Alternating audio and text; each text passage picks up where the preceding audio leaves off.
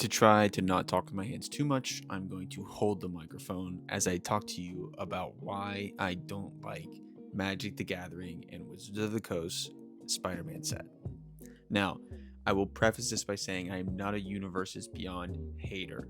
I have I've purchased a couple cards from Universes Beyond. Okay, I would be hypocritical if I were to say that I am totally against Universes Beyond. It's actually not the case. I actually think that a lot of the time that can bring in some artistic creativity while drawing in a positive crowd. Now, mind you, I came into Magic the Gathering around Duskmorn. My buddy got me into Magic, and Duskmorn was the set that was out as I got into Magic. I love dark fantasy.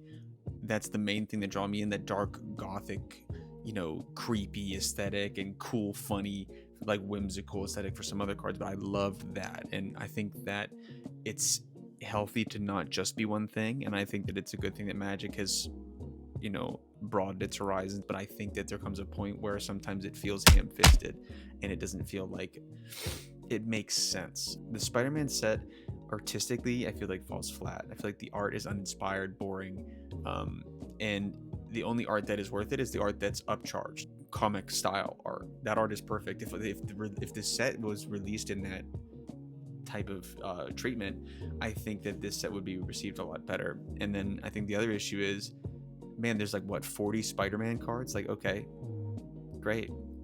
Half of them don't feel like they fit into the color identity that they support. Half of them feel like the abilities that the cards have don't match what the character even is. I feel like there's a lot of things that we're just kind of thrown in to be thrown in, and it doesn't feel like a set that would have drawn me into Magic. Like if I was not into Magic and my buddy was trying to talk to me about getting in, and he's like, "Here, dude, look, here's a Spider-Man set," I would be like, "No, I think I'm okay." I would never go out of my way just for Universes Beyond set. I'm the type of person that gets a card because I either one, love the art, or I like what the card does, and I think I could use it. I'm not somebody that's just gonna buy it to buy it. I also don't buy to sell. I keep my card. I'm not a reseller.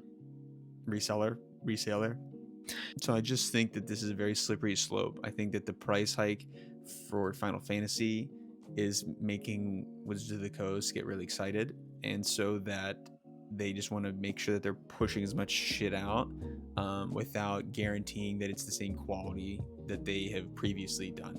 I just think it's such a big and don't get me wrong, it's not the Edge of Eternity's 2 Spider-Man line that I'm taking here. That I think is okay. I think it's good to have different and big variations because then it just feels like a new thing, right? I just don't know. Do I think I'm going to see a lot of people using Spider-Man decks that in the type of pods that I play in? Personally, no.